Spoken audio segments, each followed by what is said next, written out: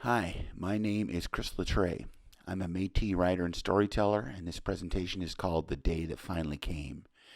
It is the story of the Little Shell tribe of Chippewa Indians and our long journey to federal recognition, which just occurred December 19th, 2019.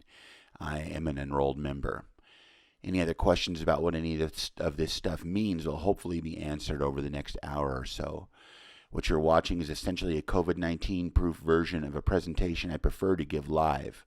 I hope it's still interesting, but as I'm new to doing it like this, I hope you'll cut me a little slack if I'm a little wobbly. Well, about me a little bit. I'm a writer. I live just outside of Missoula, Montana. I published a book in 2018, this book called One Sentence Journal, Short Poems and Essays from the World at Large. It was published by Riverfeet Press in Livingston. And with that book, I won the 2018 Montana Book Award. And then I won a 2019 High Plains Book Award and was a finalist for another award among the High Plains Book Awards.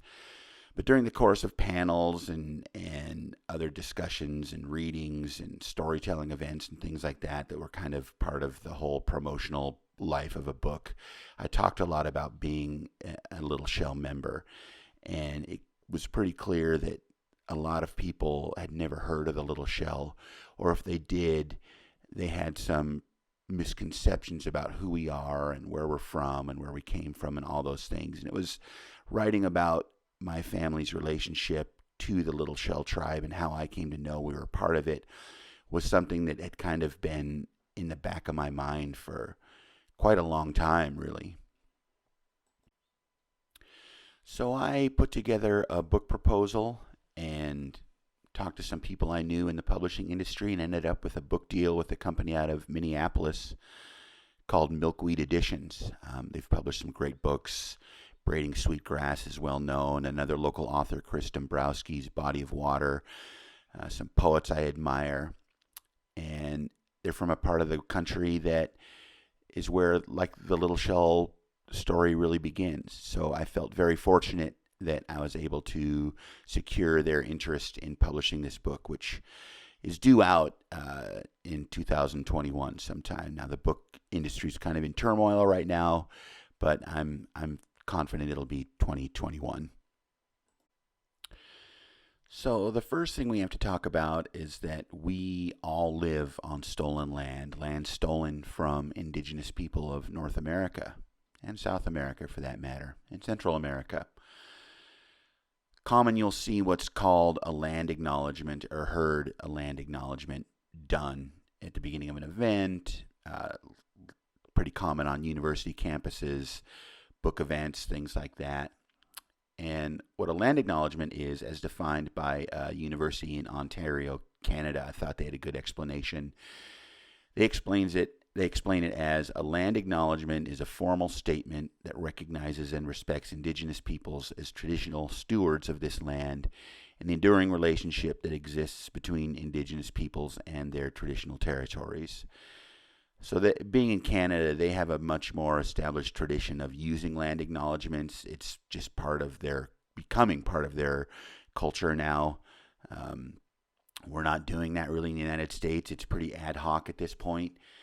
They define it a little further to recognize the land as an expression of gratitude and appreciation to those whose territory you reside on, in a way of honoring the Indigenous people who have been living and working on the land from time immemorial. It is important to understand the long-standing history that has brought you to reside on the land and to seek to understand your place within the history. Land acknowledgements do not exist in a past tense or historical context. Colonialism is a current, ongoing process, and we need to build our mindfulness of our present participation. It is worth noting that acknowledging the land is Indigenous protocol. And that's fine. I like the sentiment, but frankly, I'm kind of ambivalent towards land acknowledgements. To me, in the United States anyway, they just seem like another box that people like to check as a way to presenting themselves as an individual or an organization who are properly progressive and doing all the right things, but nothing has really been established to address any of the issues that have created problems for Native people in the United States to begin with. So to me, it seems like kind of an empty undertaking. The United States has largely swept our own bloody colonialist history under the rug, and we seem pretty content to leave it there. And I would like to see that changed, more importantly than just some kind of hollow words said at the beginning of events. But I'm not insulted if people do them. I think the sentiment is correct. We just need to do better. But it is true that wherever you are right now, where I am, is stolen land. And that's largely what this story of the Little Shell people is about. Land. Because, simply every relationship between indigenous people and the federal government, from the first time foot was set on this continent, it's been about land and resources. Absolutely. So who exactly are the Little Shell? So the Little Shell tribe of Chippewa Indians is a tribe. We've got 5,300 members and counting. There's probably double that number of people at least who could enroll and become enrolled members of the tribe. We are based in Great Falls. We were recognized by the state of Montana in 2000. We came close to federal recognition in 2008. And came even closer in 2018. We've been unrecognized, depending on who you talk to. My timeline, I put it at 156 years before we gained federal recognition. And I'll talk about why that's the timeline I choose a little later. The title of the presentation, The Day That Finally Came, is kind of in reference to an article by a teacher and historian named Vern Dusenberry, who wrote an article called Waiting for a Day That Never Comes, The Dispossessed Métis of Montana. And that article was originally published in Montana, the Magazine of Western History, in 1958. And that's a wonderful magazine that is still being published. If you're a history buff and you're interested about Montana, that's a great place to start. But anyway, Dusenberry interviewed a man named Joseph Dusom, who was Métis, Little Shell, probably the first guy back in the 20s to really make an effort to try and get the tribe recognized after we'd been scattered by the events that this presentation talks about. And when Dusenberry was talking to him in the 50s, Dusom was already an old man. And that's kind of what this story, that's about the Little Shell tribe, is that so many people have worked so hard and so many didn't live long enough to see federal recognition happen. So obviously it's a multi-generational effort to bring recognition to our tribe, and it finally happened, and that's where we're going to start next. So that would be the end. We're beginning at the end. 574. We are the 574th federally recognized tribe in the United States. There's a couple hundred at least still trying to get federal recognition. It's a complicated and difficult process, made that way just kind of intentionally through the bureaucracy of how the federal government interacts with Native tribes. The feds don't want any more Native tribes to have to deal with, and a lot of tribes themselves don't want more tribes recognized because they feel that it dilutes already limited federal resources even further if there are more tribes. But if you're legit, you're legit, and the Little Shell are legit. We've proved it. We proved it over and over again, and it took a lot of wrangling, kind of a weird way to finally make it happen, but it happened, and that's where we want to start. It was a very happy moment when the Little Shell tribe finally earned not even earned. The way I like to look at it is that it was an admission by the federal government that they'd been wrong all these years, and this recognition is their apology for making us wait so long. We had a big celebration in Great Falls on January 25th of 2020.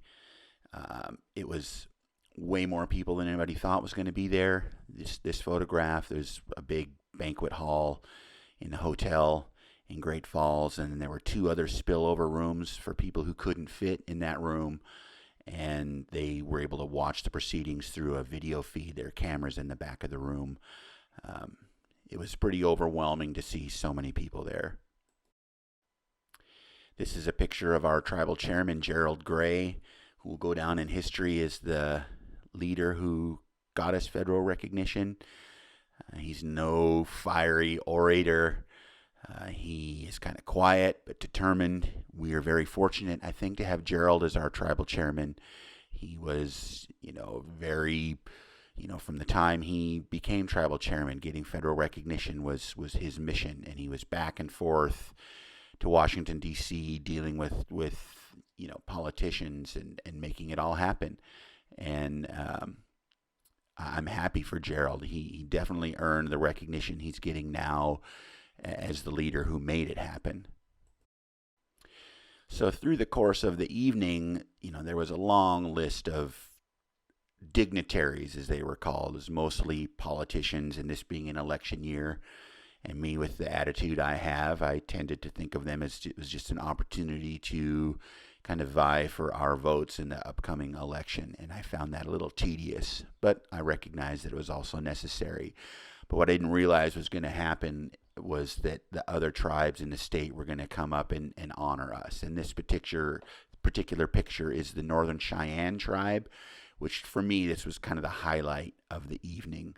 That's their tribal president, Rhinalea Whiteman Pena, and the three elders behind her sang an honor song. And it was at that moment that it really kind of sunk in that, the little shell, we are part of this large community of Indian tribes in North America, which includes Canada, and even if we want to go south. And I don't know, there was just something really moving about hearing these people who understood what has happened to us and where we come from, in a way that a bunch of suits and, Montana tuxedos don't understand. And I loved that. And I loved when the other tribes came up and said a few words and gave gifts and all those things. So that, to me, was really the highlight of the whole celebration. So I'm talking a lot about federal recognition, and you're probably wondering, well, what does that even mean? Well, what it allows us is that we get special programs, or not special, but just programs that every other federally recognized tribe gets due to their relationship with the federal government. So thing is it doesn't happen very often, and especially not for a tribe as large as ours. So there's no roadmap for it. But we get access to health benefits, like through IHS, the Indian Health Services. It's a kind of health insurance. It's not very good because the federal government doesn't fund it, like they don't fund pretty much anything health related, but we get access to that. We get access to other federal programs for community development and housing and things like that. There was money given for COVID-19. So like right now, I'm recording this in June of 2020. We have some money to give to our members who are suffering hardship due to the coronavirus. So that was part of, if we hadn't been federally recognized, the money that they allocated for tribes would not have been something that we were part of. We get land that we have to pay for, so we start out getting 200 acres that we have to buy, and then it goes into trust with the federal government, just like reservation land is held in trust by the federal government for other tribes. So it's not technically a reservation because it's too small for all of us, but what it gives us is kind of a base that we can use to do the things that I know Gerald wants to do for the tribes, like have a state-of-the-art healthcare facility. He wants to build like a trade school. Montana was the first state in the nation to have a tribal college on every reservation. And, those are all what we don't have, or any trade schools. So Gerald would like to see a trade school for the tribe, for job education, things like that. Sovereignty. We are a sovereign nation now, and all that comes with that. It's one of those kind of sticky jurisdictional things that are kind of a hurdle that people have to overcome, and it's difficult to understand. But we have our own government. We can make our own laws. Like you see, again, I keep coming back to the coronavirus, but like in South Dakota, their governor was trying to force their tribes to do away with roadblocks into the reservation to stop the spread, and they said no, and she had no authority over them to do that. That's what sovereignty means. And I think that's a great example of what sovereignty means. For us, there's still a lot of work to be done, and a lot of questions that need to be answered, and it's going to be a long journey. There isn't a switch that gets flipped and all of a sudden we are this sovereign nation doing all these things. We have a long way to go, but the first step was gaining that recognition in the first place, to kind of open the door for all the other things that we want to do with ourselves now that we have the opportunity. So how did we get here? Well, we're going to do a little mad dash through history. But the first thing I need to say is that I am a storyteller. I'm not an academic. I'm not a historian. I'm not trained in gathering this kind of information or doing any of this kind of stuff. I'm just someone who's interested in the story of my people and feel like it deserves to be told. And I feel, because of the help I've gotten along the way, the shoulders I'm standing on, I feel an obligation to continue their work and make sure it's not forgotten or done in vain. A perfect example of one of those people is Nicholas Vrooman, who was our tribal historian and passed away last year unexpectedly and tragically. We would not be a federally recognized tribe without the work that Nicholas Vrooman did.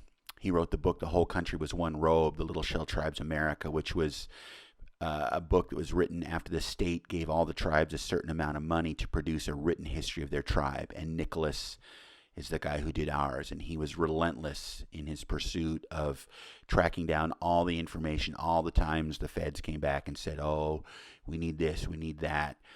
Nicholas was the guy who really, raised the bar on making our, who we are known to the world. I had a special interaction with him early when I was thinking about writing this book, and he did a presentation for the One Robe book, which references a native woman's quote about the buffalo herds, how many there were, by saying that the whole country was one robe. We traded in buffalo robes, and the idea that there were so many buffaloes spread across the plain that it was all just one robe. So that's where the title comes from. But Nicholas did this presentation at the Montana Book Festival, and in that 20 minutes, I learned more about who I was and where I came from than I had learned in my entire life prior to that. And afterwards, I went up to him and I told him who I was and what I was doing, and he said, "This is your story. You need to tell it." And that's what he has signed inside the front cover of the book. So I wouldn't be doing this without him.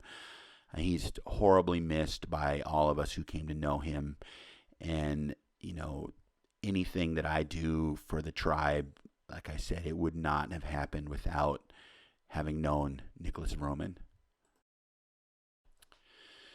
So the thing about history, as Nicholas used to tell me, is that nobody knows this stuff. The history of the tribes of the Northern Plains has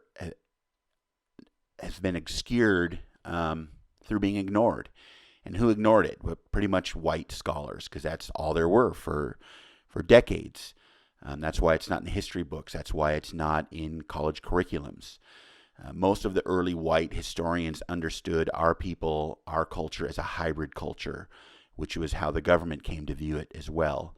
So they thought, well, these people are Christians, which we were, Catholic, and they're half white, which we are. So they're halfway civilized, so we really don't have to worry about them. We're going to use all of our resources on, quote unquote, the true savages, which was the mentality, well into the 50s. The historians and PhDs, which Nicholas was, prior to World War II, was kind of the privileged class. And it wasn't until after World War II that, GIs coming back, working class, middle class people were able to go on to higher education, that some of the actual social history was uncovered. And Nicholas would say that there's enough work for a dozen professional historians to devote their life's work in this particular geographic region and not bump into each other. That's how rich the history is that has yet to be uncovered. And prior to that, it was a kind of social Darwinism as it relates to telling the stories, historical stories of indigenous people. The university was formed under basically white privilege, administration, white privilege. There was a strong white supremacist bent to everything that was happening as it relates to indigenous people. And we're really only now kind of coming out of that, as we see with all the turmoil that's happening in the country, and justifiably so today.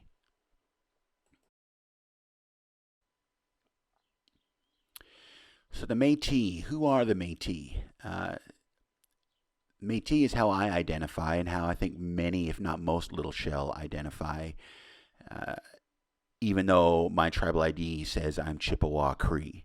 When I'm out prowling the riverbank, this is kind of how I picture myself. This is the classic look of the hunter trapper in his Hudson Bay blanket jacket, kind of out in the wilderness being an explorer. When I'm out prowling around, that's how I like to imagine myself.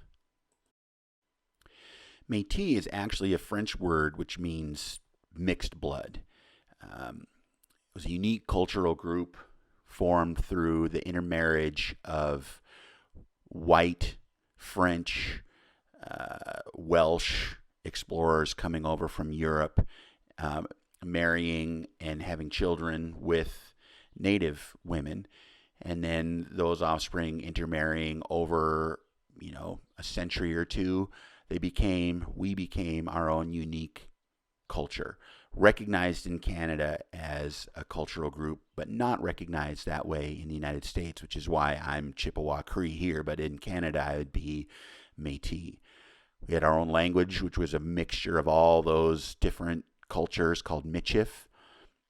So we kind of blended the best of both worlds. We had a lot of the stuff we'd picked up from the Anglo side of our heritage mixed with the best parts of the native communities that we came from, largely Ojibwe, or Chippewa as we call it here. We settled primarily in the Red River region of Minnesota and Canada. We had the Red River carts, which we were famous for, which is considered many consider the first use of the wheel in North America. And that's one of the things that snooty Europeans will say, well, we got here and you didn't even use the wheel. Well, we didn't need to. We had rivers. It wasn't until we pushed west out onto the plains that we realized, there's not a lot of rivers here. We need to figure out a way to move things across the countryside. And the Red River cart was the result of that. We don't get a lot of recognition. A lot of times you'll see references around this part of the country, Montana, referring to French Canadians or French trappers. The vast majority of the time that you hear that, what you're seeing reference to are the Métis, because we were all over the countryside here as guides and explorers and hunters. So we've been here a long time. We'll actually start talking back in the 1600s and 1700s. My own genealogy I have back into the 1700s on my grandmother's side. But we really go back to the Hudson's Bay Company, which was incorporated by an English royal charter in 1670. And they were basically the government for a certain huge part of the continent. The crown gave them basically control over this piece of land, which was called Rupert's Land, which was then passed to Canada in 1869 after it'd been determined that it was pretty much trapped out, because this was fur trapping and there was a huge industry for it. So it was the arrival of the Hudson's Bay Company that really started the intermarrying and where the Métis culture finds its origins, is these people coming and interacting with the natives and developing this trade industry around furs. And that led to a lot of good times for everybody, because there was a lot of money to be made. But once that started to dry out, then things changed for everybody. Specifically, we're going to talk about this guy, Pierre La Vérendrye, who was a French trapper and trader. Now, the guys who started the Hudson Bay Company had originally gone to France to get funding and get established, and the French weren't interested, so they went to the English and then were very successful. So the French wanted in on that action. So they send Vérendrye, La Vérendrye, to explore the territory. And he came to North Dakota from Canada in 1738 with 40 men and his 4 sons. They traveled to the Turtle Mountains and beyond, which is the Turtle Mountains is in the very kind of upper corner of where North Dakota meets Minnesota and into Canada. And they were the first to penetrate that far into the continent. On December 3rd, 1738, they reached a Mandan village about a day's journey from the Missouri River. Now, it's possible that others had gone that far before, but they didn't keep journals. So that's how La Vérendrye and his sons become the ones known throughout history as the ones who got the farthest first.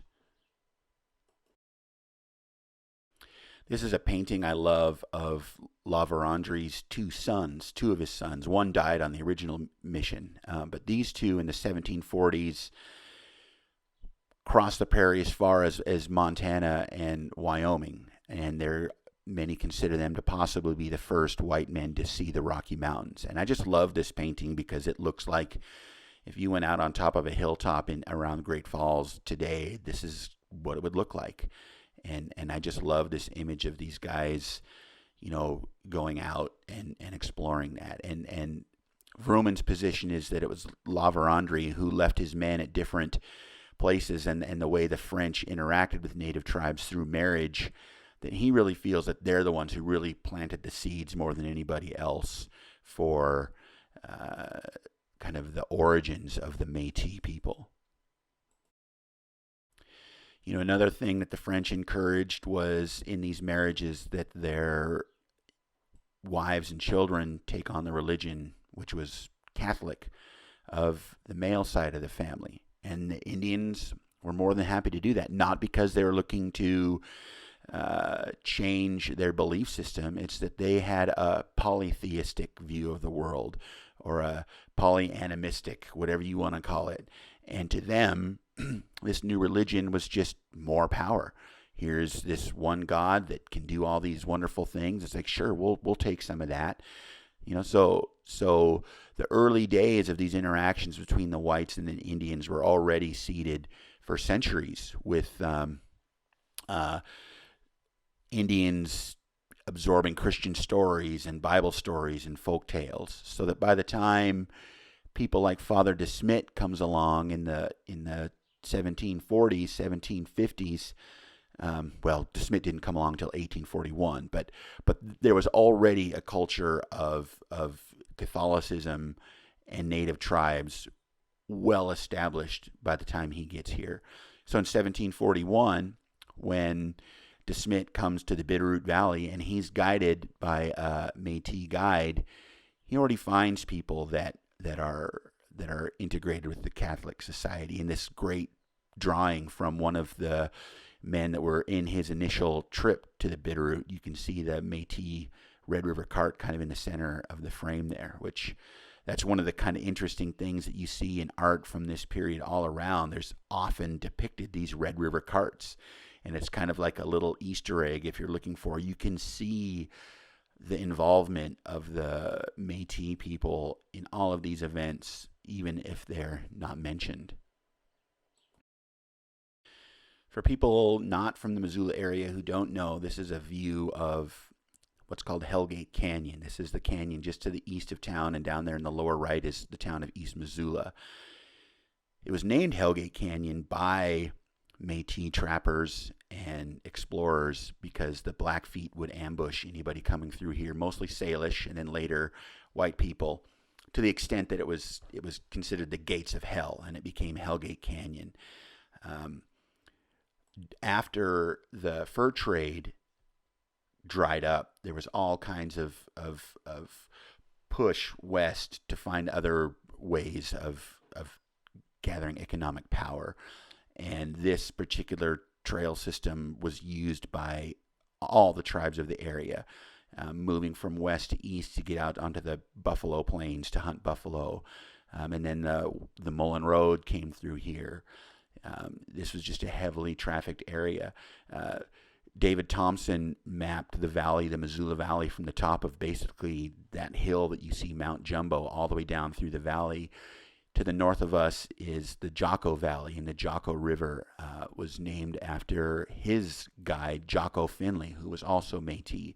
So Métis guys were leading people all through this area without a lot of recognition. Again, I think most of the things that I've read about Jocko Finley, they refer to him as being a French Canadian, when actually he's Métis.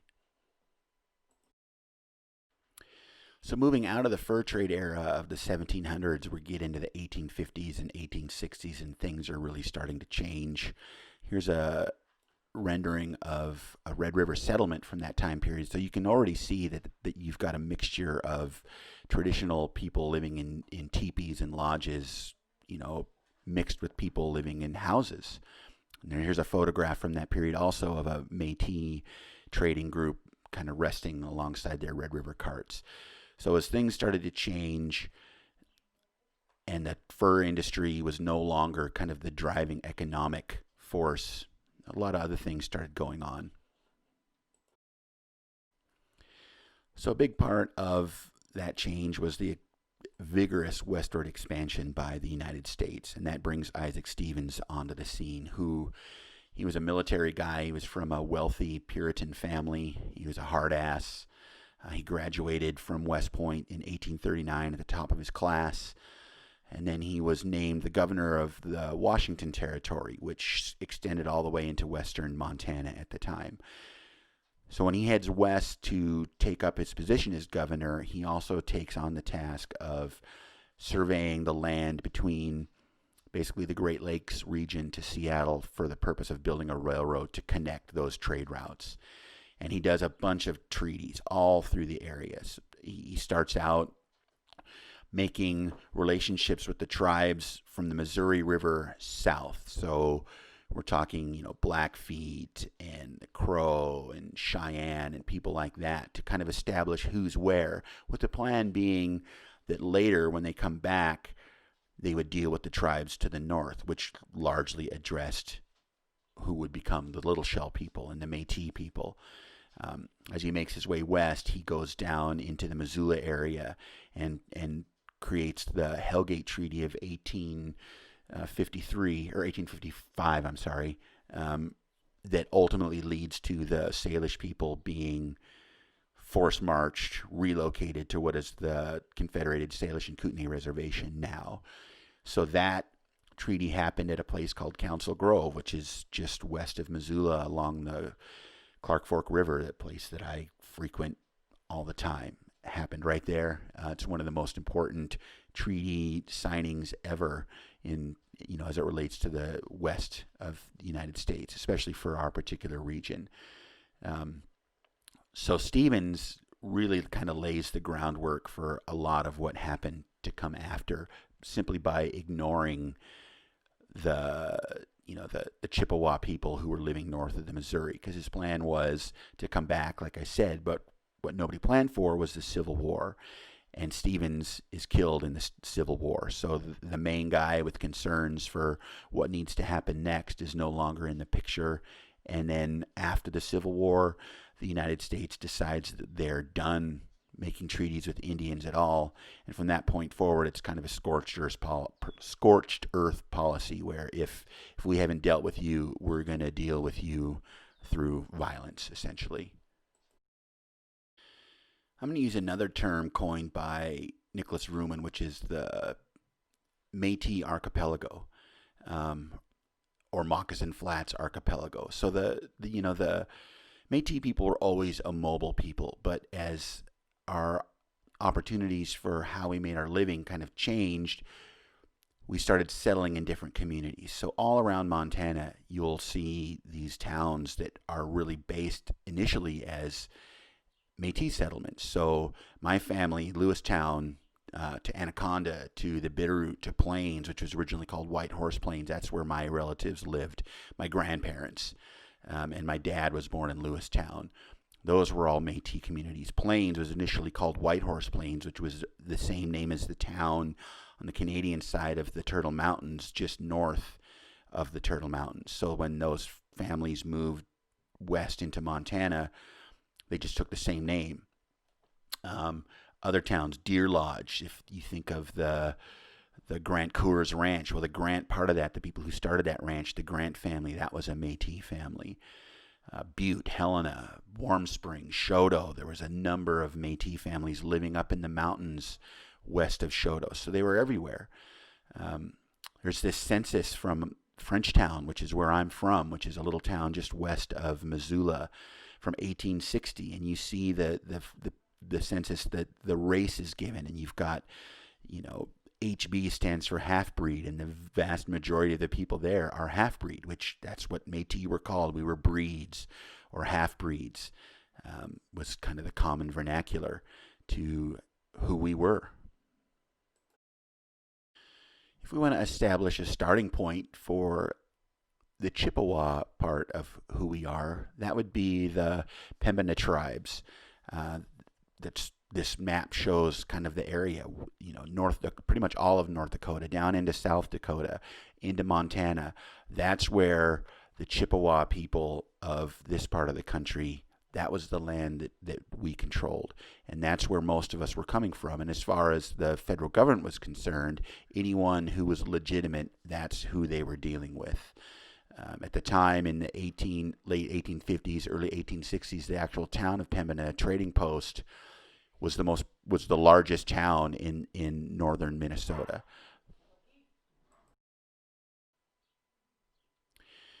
So this is where Chief Little Shell, our tribal namesake, comes kind of into the story as well. He was one of the primary chiefs of the Pembina Chippewa Indians, who, were part of a larger Chippewa, Ojibwe, whatever you want to call it, that include like the Minnesota Ojibwe tribes. And his name really, for our story, starts in 1863. There was a treaty called the Treaty of Old Crossing, which related to a ford on the river, of the Red River, where all these, the native tribes and the initial people coming west that were the white, homesteaders and traders and things, met there. And the goal there was basically a land grab by the federal government. Tried to get these various chiefs to sign this treaty, which they did, and then they later realized that it wasn't exactly what was sold to them. And that was the last treaty that Little Shell ever signed with the federal government, was the Treaty of Old Crossing in 1863. And more than 94% of the present Little Shell membership can be traced back to the signing of the Old Crossing Treaty in 1863. So that's how related we are to the people that were part of that Little Shell tribe, part of the Pembina Chippewa tribe at that point in history. Again, 94% of us. And here's a photograph here of, a group of Pembina Chippewa Indians at the time of this treaty. Now, Little Shell was actually Little Shell the Third, Little Shell being kind of a title that was given, a hereditary title, as chief of this particular branch of the Pembina Chippewa tribe. But he was very familiar with dealing with the federal government. He'd been doing it since the 1850s, since the United States has been trying to get Chippewa land in Minnesota and North Dakota. So when the 1863 treaty went south, that's when he had had enough. He knew how things were going to turn out. He knew that the negotiations would be in bad faith.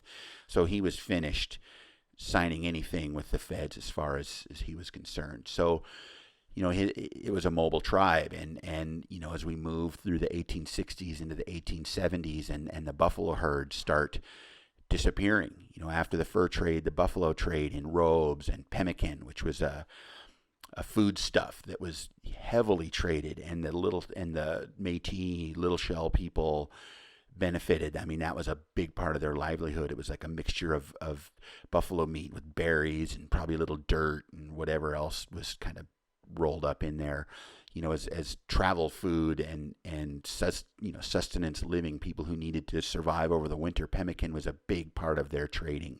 So as the buffalo dried up died off, were killed, it affected the tribes in ways that, maybe we don't think about as much. Little Shell saw the Turtle Mountain Reservation, which was initially 450,000 acres, be established in 1882, and then 2 years later got reduced to 46,000 acres. Also, when they were doing treaties, and counting people, the United States didn't account for Chippewa who crossed over to Canada to hunt or into other parts of Montana. They figured that if you didn't live in that one spot, you weren't part of the tribe. But that's not how tribes worked, and that was never accounted for.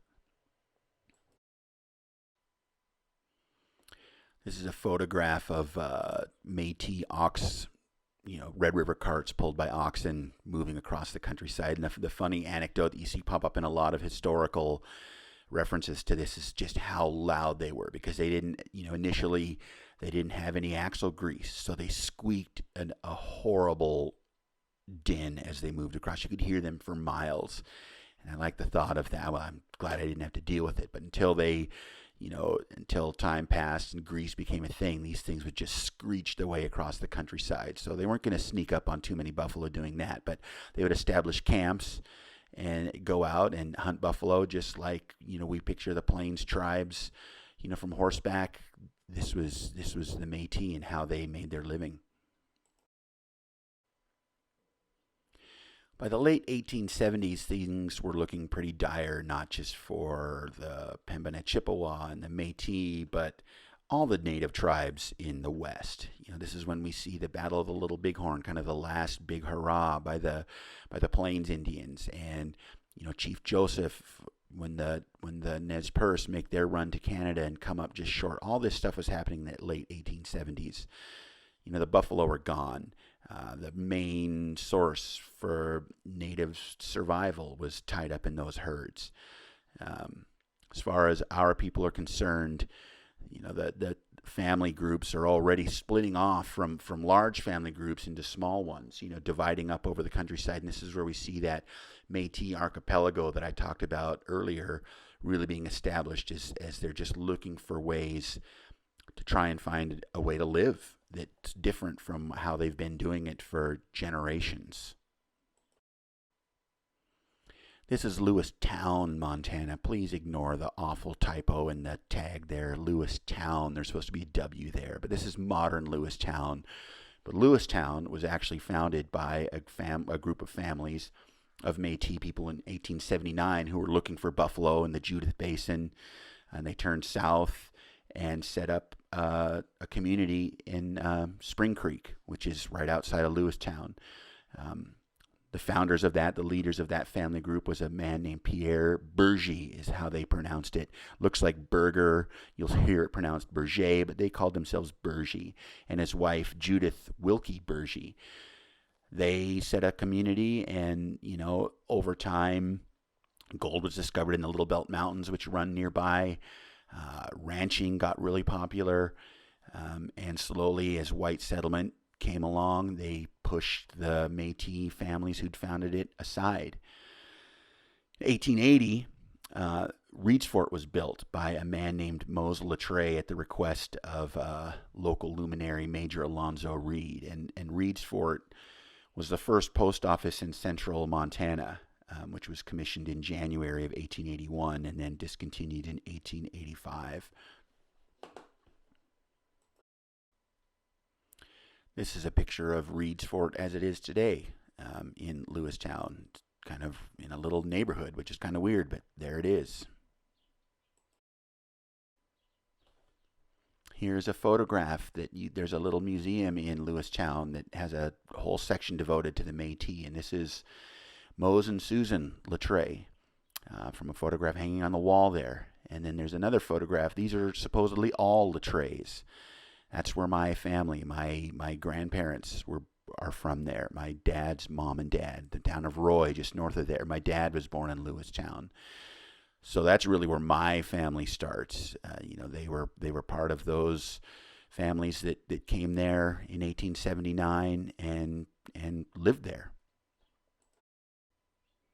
This is my sketchy tourist pose outside Reed's Fort. That's me outside the old post office that was built by my great-great-grandfather. And it's interesting how many people that I encounter that hear my name and who I am and where I'm from, that after an event will say, "Hey, are you related to Mose LaTray?" And I will say, "Yes, that's my great-great-grandfather." And I've encountered a number of relatives of various distances through Mose, who, I'm told was quite a character.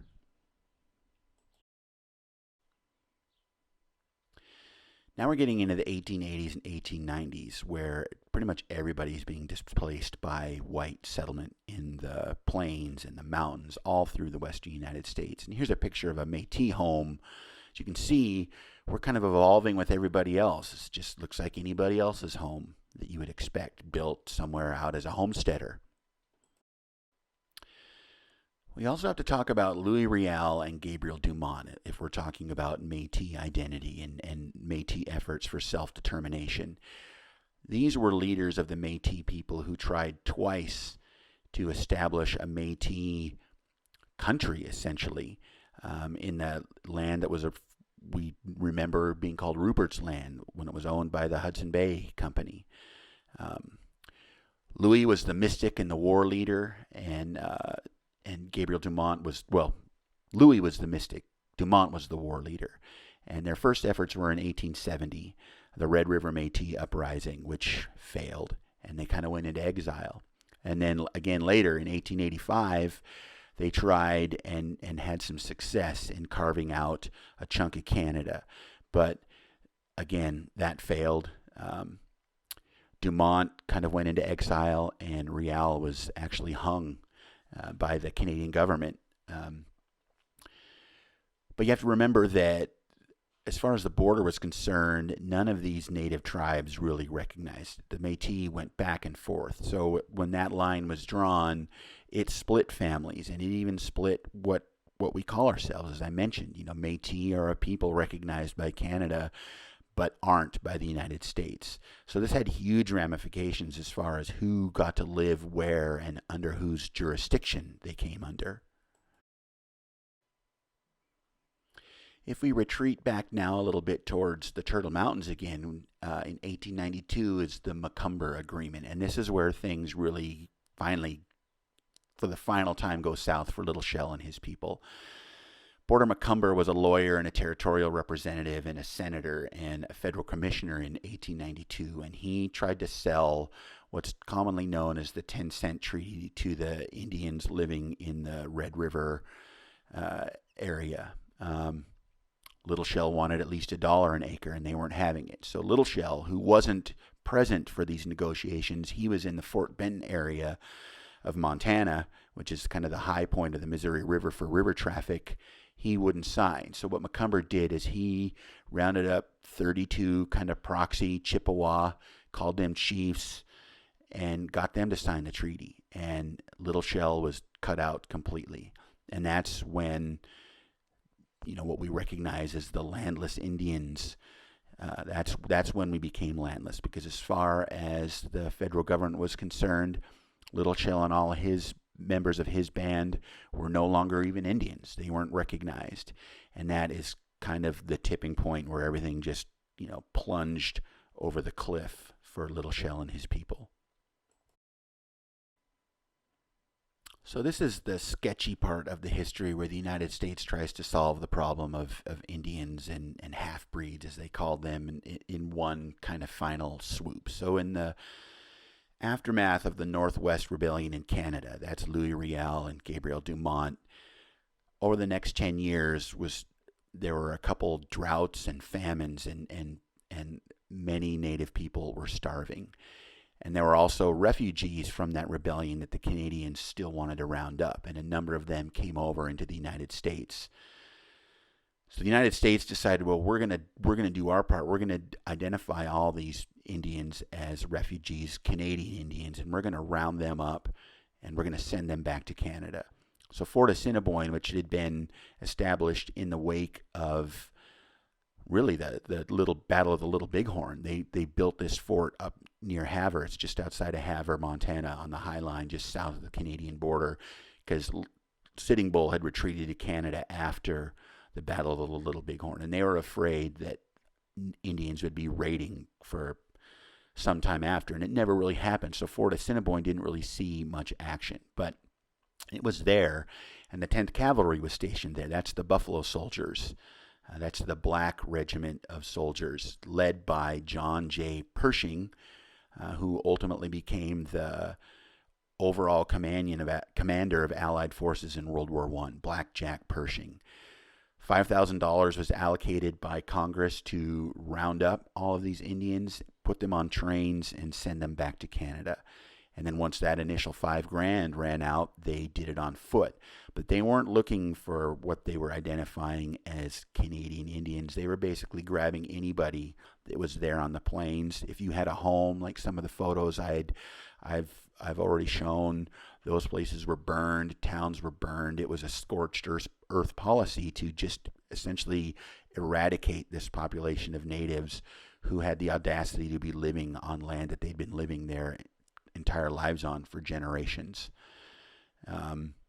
There were some Cree Indians under chiefs named Little Bear and Rocky Boy who were just on the Canadian side of the conflict, who had had some run-ins militarily with the Canadian government, totally unrelated to the Riel Rebellion, but they got lumped into it too, and they were driven over the border. But what would happen, into the United States, but what would happen is these Indians would be gathered up and sent back to Canada, and then would slowly make their way back to the United States. And they would either, a lot of them found places with relatives and families that they could live with on established reservations, or they would start to live on these fringe communities in established white towns. Places like Hill 57 in Great Falls, or any of these other towns along the High Line that have communities that they call Moccasin Flats or Buckskin Flats or Breed Towns. These were fringe communities where, people who once roamed the plains and hunted buffalo were now scavenging in dumps and slaughterhouses to find ways to survive. There was nowhere else for them to go. They had no reservation. They weren't recognized as Indians, so they were just having to make do. Their entire system for how they lived in large family groups was broken, so they would gather where they could in small numbers, where they could find resources to support themselves in small numbers. So it was a total upending of generations of an entire culture. These very poor communities like Hill 57 and Great Falls, existed well into the 1950s. But things started happening as early as 1916 when the Rocky Boy Reservation of Chippewa Cree was established. And then the people who didn't fit on that reservation became the abandoned Chippewa Indians, as organized by Joe DeSome in 1924. That's when they first started trying to establish themselves to get recognition. Through the 30s and 40s, they came close and then faded. It all depended on how much money the federal government had, because even by now the feds were starting to say, well, we have this problem, we need to deal with it, because the population of these towns wanted it dealt with. They didn't want these fringe people living in poverty on the edges of their towns. In 1978, the Department of the Interior established regulations that would handle recognizing tribes that had been cut out in the after the treaty period in the 1870s. That was the point when the Little Shell actually took the name the Little Shell Tribe and first started appealing to the government to get federal recognition. That process, you have to prove at so many levels that you're legit with written historical and genealogical and anthropological evidence of the tribe's existence, which can be difficult because no one kept records. The tribe certainly didn't, and the feds didn't really care to keep records. So that was a huge uphill battle, for people to overcome in an effort to get federal recognition. By the time the Little Shell achieved recognition, over 70,000 pages of documentation had been submitted. That was by 1985. In 2000, the state of Montana recognized the Little Shell, and that seemed like a door opening that the feds would have to recognize. And it almost happened in 2008, and then didn't. came within one vote in 2018 of recognition. One guy, Mike Lee, a senator in Utah, put the kibosh on the whole thing after unanimous vote in the House and Senate. So that was in the dying days of 2018 was the last big disappointment. But then it all came together in 2019. A bill was added to the Defense Appropriation Bill, which is like the bill that funds the entire military, and a rider was attached to recognize the little shell. It passed the House, passed the Senate, and ultimately the entire military bill was passed and signed into law in December of 2019, and the little shell, after all of this time, after all these hurdles, had finally gained federal recognition, which to me is kind of weird to think about, that we were finally recognized on a bill for the military that has never done anything but try and eradicate us by kind of the worst possible example of federal government, maybe in the history of our federal government, who knows, but whatever it takes, we finally got our federal recognition after, I say 150 years, going back to the old Crossing Treaty, when we were shown to be legitimate, and then that was the last time the feds really recognized us until now.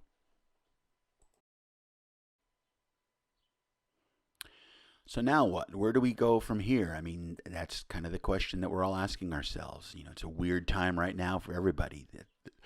Our entire society seems like it's in upheaval, and it's a big election year, and the pandemic and all these things that everybody's having to face, and how are we going to come out of this? Well, that's kind of a microcosm or the little shell are a microcosm for that, because we have to create a society and establish who we are from the ground up, which is a huge task, but it is also an opportunity that whoever gets a chance to determine exactly who they are and who they're going to be, starting fresh, and that's where we are as a people, as a sovereign nation, and it's terrifying and it's exciting, but we're lucky for the opportunity to be able to take on the challenge. And that's it. That's my presentation. I'm sure I left out a lot of stuff I would have liked to have said, and I hope I didn't overwhelm with too many dates and names and things like that. It's, like I said, just kind of a sprint through the history of the Little Shell tribe. This is just a start for me. I'm going to be talking about this a lot in the coming years, and I appreciate you taking the time to participate in this little event. Thank you very much.